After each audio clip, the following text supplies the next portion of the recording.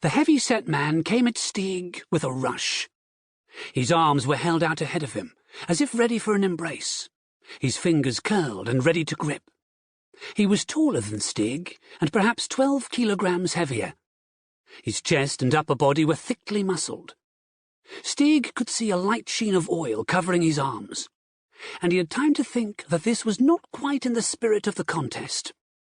He braced himself, and their two bodies came together with a solid whoomp of flesh meeting flesh. If his attacker had hoped to drive the wind out of Stig with the impact, his aim was thwarted. The young warrior had tensed his muscles, ready for the hit. He stepped back half a pace, but otherwise remained steady. "Let him come to you," Thorn had told him. "See what he's got before you start." What he had was not particularly skillful or unexpected. He wrapped his arms around Stig's waist in a clumsy bear hug and, beginning to lean back, attempted to lift him off the ground, so that he could apply pressure to the kidneys and lungs, as Stig hung helpless in his embrace. But Stig wasn't ready to be helpless, and he'd watched the man use this very tactic in a previous bout. As he felt the man's arms wrap around him, and was drawn in tight against him, Stig rammed his right hand, palm open, under the man's chin, locking his elbow tightly in a right angle, and supporting his right arm with his left hand. The arm formed a rigid, unyielding barrier against the man's attempts to lift Stig's feet off the sand of the arena. In effect, as long as Stig could keep his right arm locked, the man was trying to lift himself off the ground, along with his opponent. The larger man grunted with the effort, trying to twist his chin away from Stig's iron grip. But Stig maintained the pressure, and his opponent was caught in a stalemate. The more he heaved and strained, the more he exhausted himself. Yet he lacked the imagination or speed of thought to change the tactic. It had always worked for him before.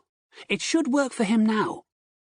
Except in previous bouts, his opponents hadn't been ready for the hold, and if they were, they had no effective counter to it. The man tried to gather his strength for one last superhuman effort to lift his rock-steady opponent off the ground. As he did so, he inadvertently released the pressure of his bear hug, expecting to resume it with even greater force. But Stig felt the momentary easing of pressure. In fact, he'd been expecting it. As the grip around his waist weakened, he released his hold on the other man's chin and spun in his grip so that his back was to him. He rammed his backside into the man's lower body to gain a little room, felt the hug release even further, then hurled himself backward, taking his opponent with him as they crashed to the sand, Stig on top, the force of the fall driving the breath from the bigger man's lungs with an explosive gasp. The man's grip released as he struggled for air, and Stig swiftly rolled clear and leapt to his feet, crouching, hands held out ahead of him, arms bent in a classic wrestler's pose. For a second, he considered hurling himself onto the other man to pin him, but he could see it wasn't quite time for that yet.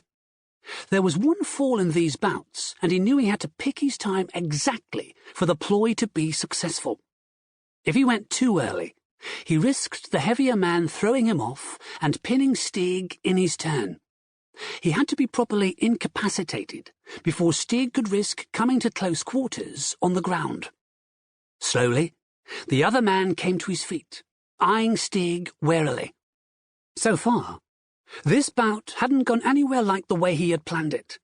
The younger, slimmer man was virtually unscathed. He had countered his most effective move easily, then sent him crashing to the sand in a rib-bruising fall.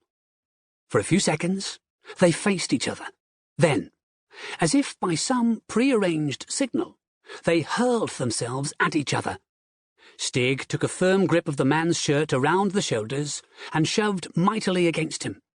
Instinctively, his opponent returned the shove, and in that instant, Stig gave way before him, stepping back with his left foot and dragging the other man after him.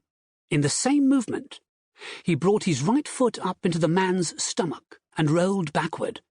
His opponent followed him, still propelled by the momentum of his return shove against Stig.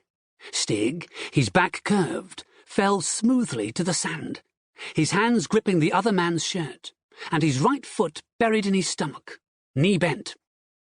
As he rolled backward, Stig straightened his right knee in a violent movement, bringing his left leg up to assist the right in thrusting his opponent high into the air above him.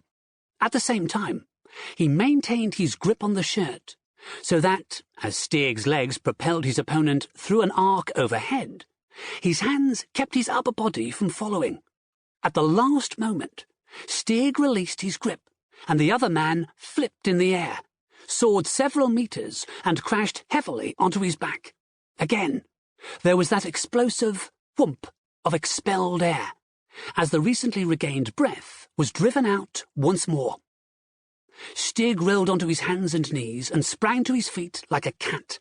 This time, he realized that the other man was totally winded, after suffering 2 heavy impacts in quick succession.